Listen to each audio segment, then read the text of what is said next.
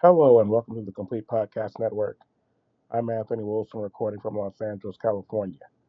Joining me is my co-host, Jason Wolf. Jason, how are you? I'm fantastic. Thank you.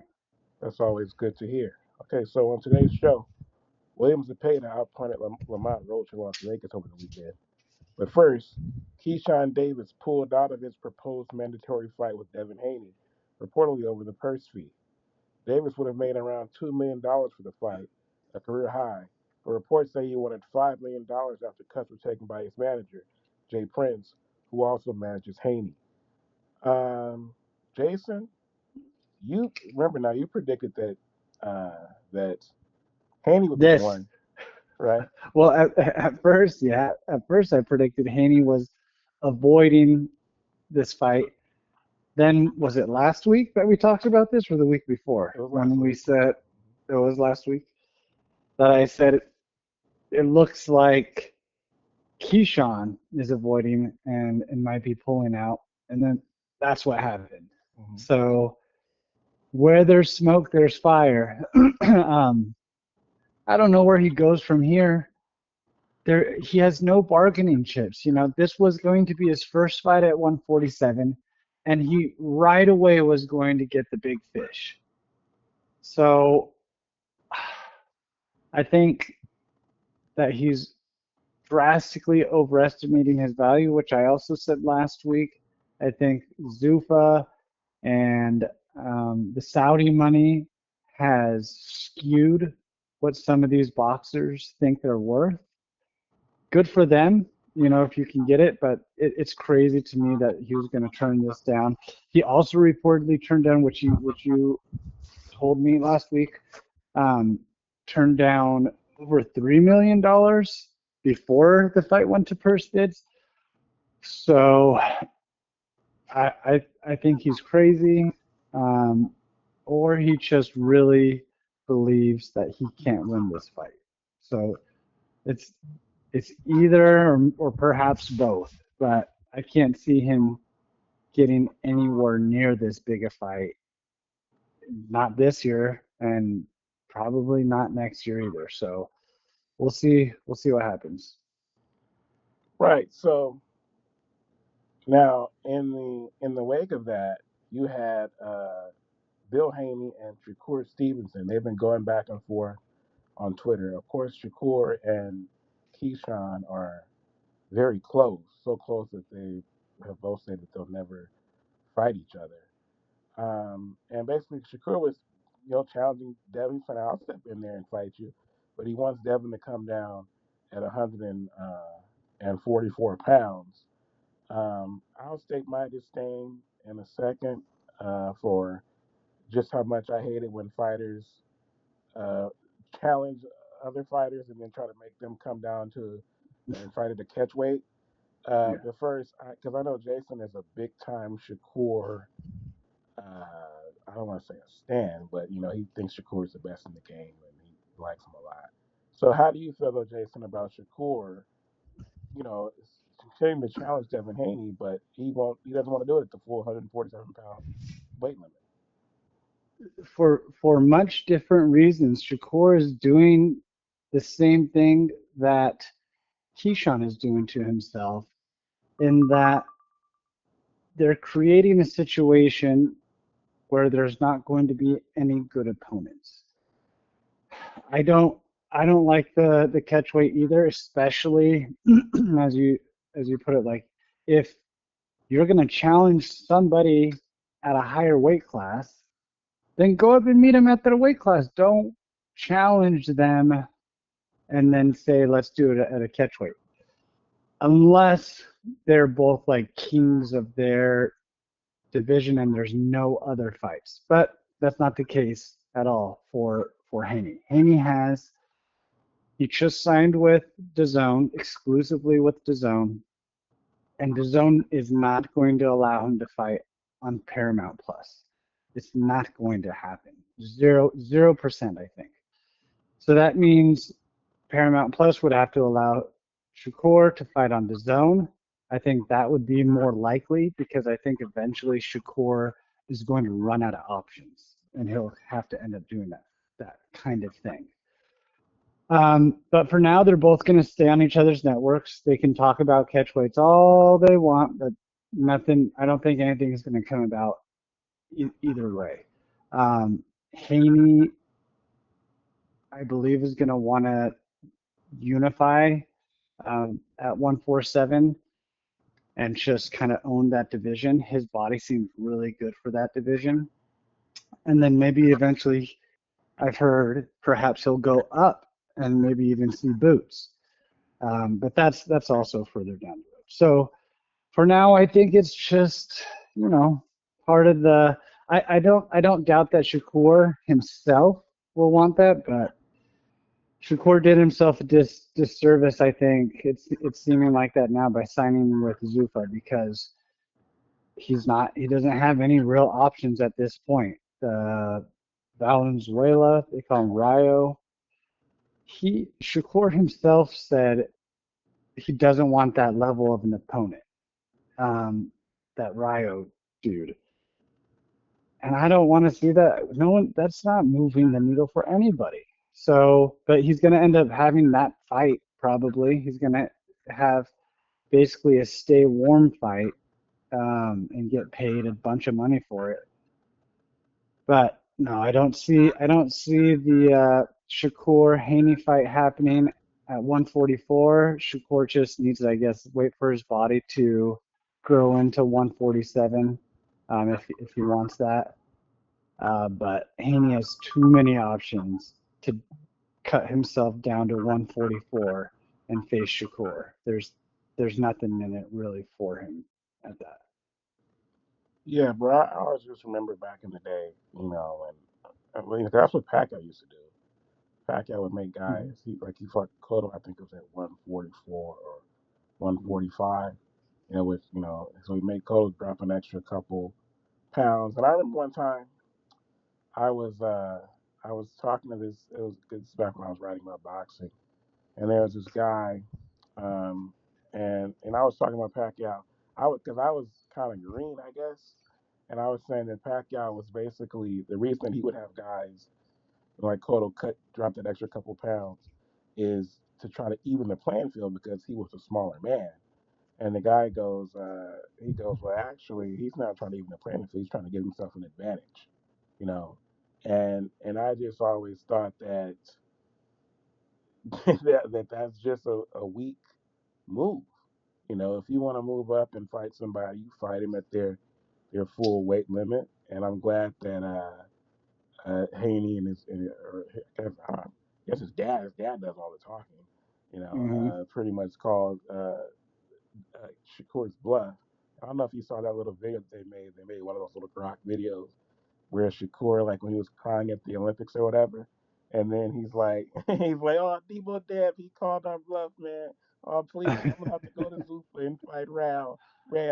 Oh, please, Devin, please come down to 144 like that." So that was pretty. So people were definitely on his Yeah. case behind that, because people just, people don't like that. Always, and Yeah.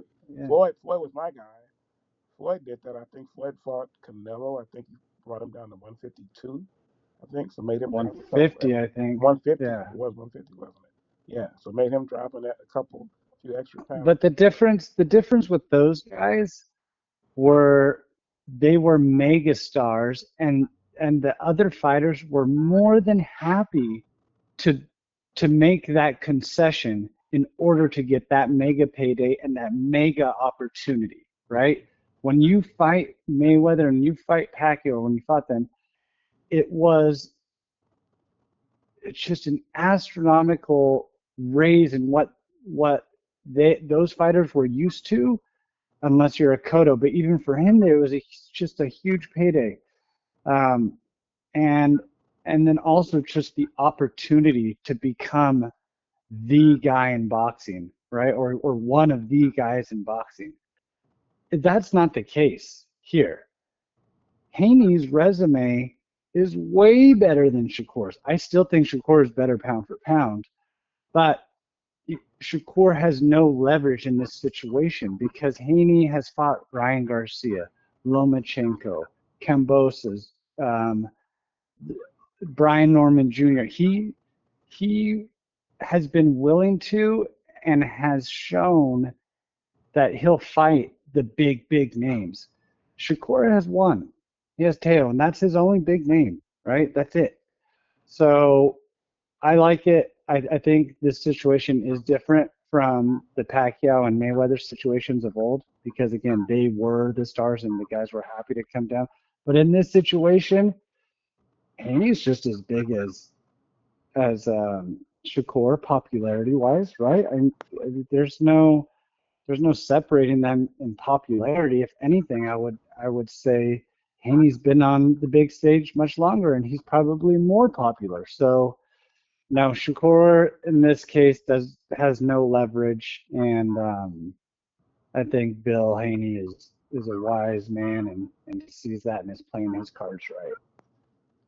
Yeah, that's the one situation where I don't mind a fighter blowing weight, or like kind of like you said the other day when Errol Spence wasn't going to make the 158, so he just basically paid the fee or whatever to just be for making 160 or whatever it was. Like when Floyd Hmm. fought Marquez, right? They were supposed to fight at 144, and Floyd basically just was like, I'm not gonna, I don't even know. He probably could have made it, but he wasn't. He didn't want to put himself in a situation where he's Yeah. weakened or whatever by having to cut those because Yep. obviously he was a bigger man. So he just paid the whatever it was for him to be able to go overweight, and he just went overweight. And people were mad at the time that he did that, but over time, when the dust settles, nobody remember. And then the other way too, like yeah, Pacquiao fought Cotto at catchweight, and Floyd fought Canelo at a catchweight. But years later, who really remembers it? People just go, "Man, Pacquiao was amazing when he beat Cotto," and "Man, Floyd Yep. really just schooled Canelo." So it's Hmm. kind of for the purists, it's like something that really kind of sticks in your craw. But over time, nobody really cares at the same time. So, um, but yeah, we're gonna take a break, and then we'll be right back. All right, we're back. So now that Keyshawn is, I don't know if you call it ducking, but just looking for greater financial incentive before he fights Devin Haney or anybody like Devin Haney, which is right because you said it. You said it just as a side. You said it last week that you thought that Zuffa money, Jason, was kind of getting in people's heads and thinking that there's Hmm. more money out there for just any old body, I guess. Not that Keyshawn is Yep. just any old body, but it turned out because you said it was one or two things: either he's ducking, or it's just that the money he's thinking that he wants more money for a fight, face of Devin Haney. And so then, but then I say since he's not in the picture anymore, and it's looking like they're not going to come down to 144 to fight Shakur. You said it's a few names you wanted to throw out that could possibly be, next opponents for Devin Haney. Yeah. So I think Devin, one of the things another thing I like that he does well is he stays really active. And so I think he's going to have to fight someone soon and at a certain level. So three guys that and I haven't heard these speculated, but one, Liam Paro, the IBF champion. Haney went to Australia to beat Cambosos. Um, did he beat him twice? Anyway, he's kind of a public enemy over there. Not that he acted, behaved poorly or anything, but just by the fact that he took down their Aussie champ twice. So I could see that being a big show over there. Again, he's been over there twice already, I think, at least once. And so going to Australia to fight Paro to unify those belts um, would be an option that I think would excite him. I'm not sure if Paro wants that yet. I mean, he just had a war with Crocker, and I think he might want a little more recovery time than as quick as Haney will want to fight. The other two guys are Crocker, who just lost his belt, his IBF, and that was his first loss ever to Paro. I can see that happening as a title defense for Haney, and then Patty Donovan. Patty Donovan losing twice to the aforementioned Crocker, but both The first one in controversial decision, and the second one was just a kind of outboxed him again, but he was getting flattened a little bit. So those fights were at 140 though, and now he's 147, and his body looks really good. He had an IBF eliminator fight in his last fight, so even though he's not the IBF champ, I could just see that all those fighters. The most important thing though, all those fighters are DAZN fighters. So I just see something like that happening for Haney before the end of the year. And if I had to put my money on any one of those, I'm going Donovan. Patty Donovan is my early prediction for Haney's next fight. Okay, then. We'll see if your prediction comes true. And that's not being reported anywhere. So if that happens, somebody needs to give me some flowers for that one.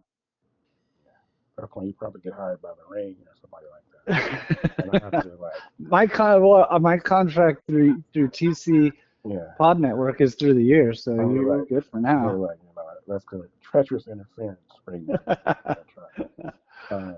So now over the weekend, I think it was a scrap on TNT between William Zepeda and Lamont Roach. We previewed it last week.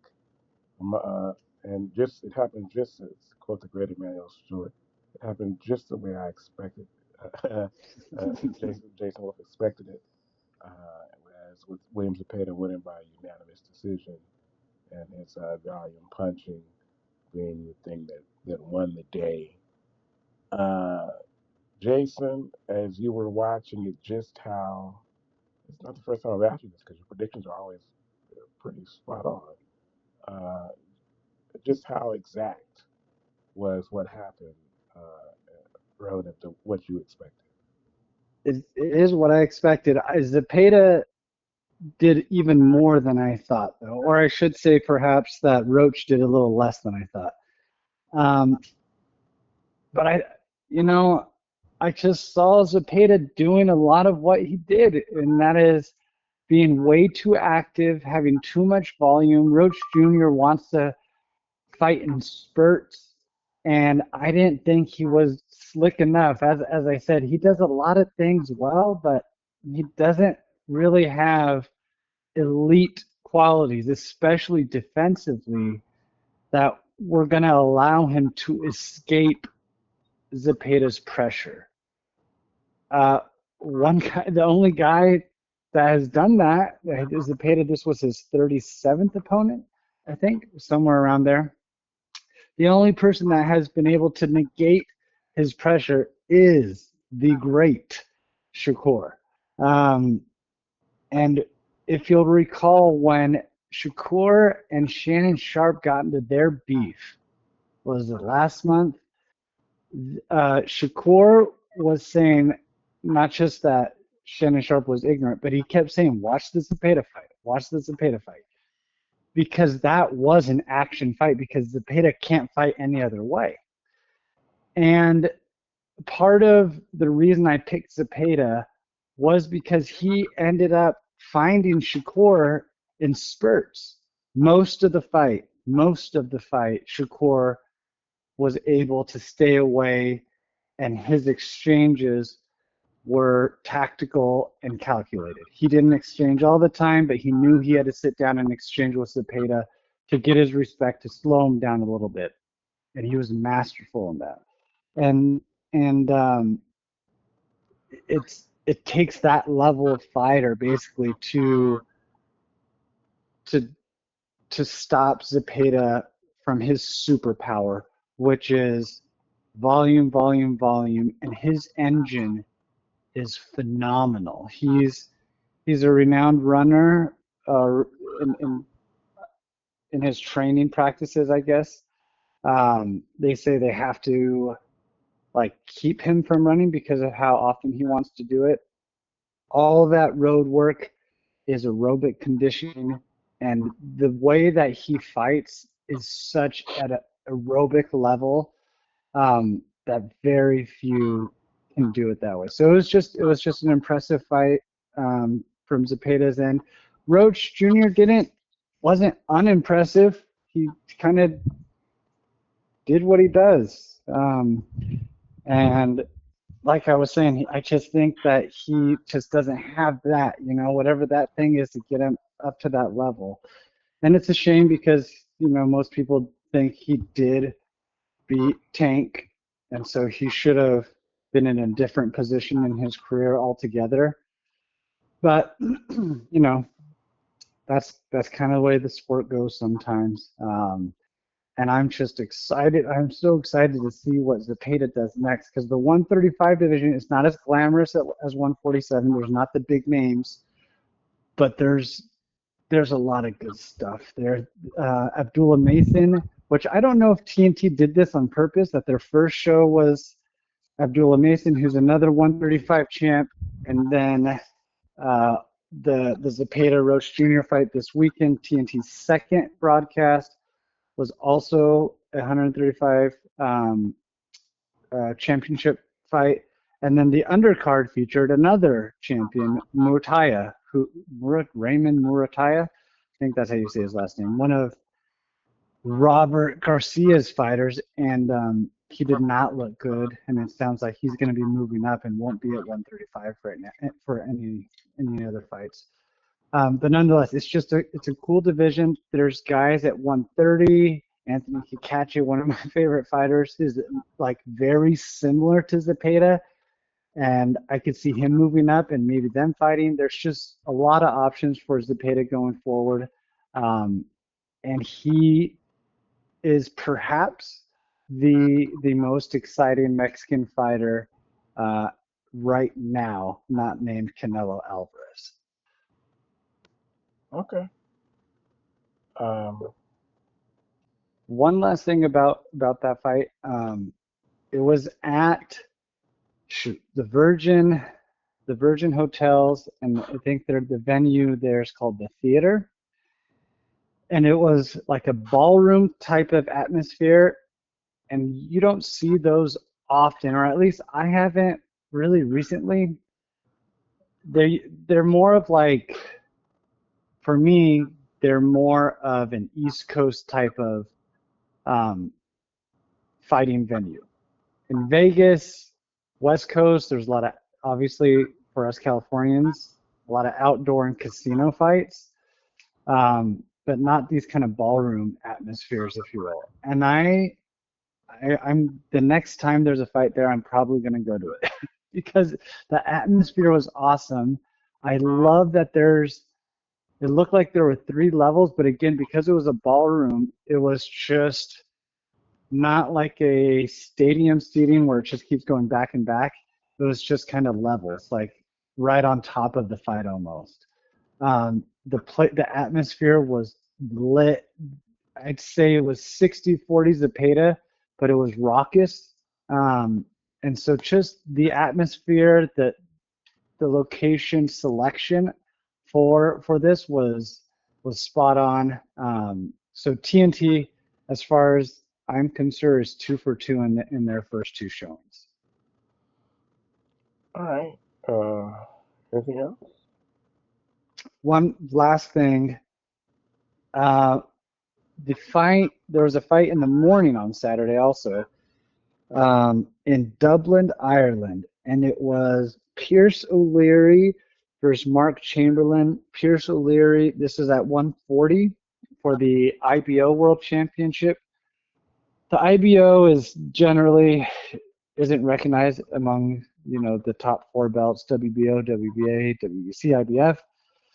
It's kind of like the division two of the belts, but it's not nothing, and a lot of fighters use that belt as a stepping stone to a one of the mega, what do we call those belts? The major, one of the major belts. And so this fight was, oh, so awesome. They fought. I estimated it was like 20,000. But I looked it up and it was about 13,000, but it was packed and it was so loud. O'Leary was the heavy favorite, the defending champion, and Chamberlain was in enemy territory. He was the Brit coming into Dublin and was just getting rained on booze, getting in there. He maybe had like 10 fans at most that he had in there. Um, and so the fight began. O'Leary was again the heavy favorite, the crowd behind him, the champion. Fight began the first round, and Chamberlain just established his jab in such a stiff way. He was not going to be moved kind of way. And then in the second round, their feet got tangled up. It was kind of their legs. So, like when, like in basketball, if there's somebody trying to drive past their defender and the defender is trying to slide over and cut them off, but they don't quite get there and they stick their knee out, right? Or their hip out, and they get called for that foul because they didn't get in quite good position and they're using their knee to negate that player's movement. In boxing, that sort of thing's not illegal, right? And so Chamberlain, to me, was like establishing his positioning really well. And O'Leary being the orthodox, Chamberlain being the southpaw, and when O'Leary would try to step around and he would kind of plant and use his knee to kind of nudge his positioning almost. And in the second round, did that, kind of caught O'Leary a little off balance, but threw a monster left and cracked him on the nose, and his nose broke instantly, and you could see how it was crooked right away. Like, and O'Leary is a handsome dude and was the star of that show. He would have been looking after this. He would have been looking for a major world title fight. So this is a huge fight. It was a huge fight for him, and it was a huge loss because Chamberlain cracked him, broke his nose, put him down again in the third with the uppercut. His nose is bleeding everywhere. His eyes are red, and it just looks like Chamberlain's gonna just run over him. Third round, much of the same, no knockdowns, and then in the fourth, the tide slowly starts to turn. And then in the seventh, O'Leary, with the crowd behind him, has some momentum and drops Chamberlain hard with the body shot.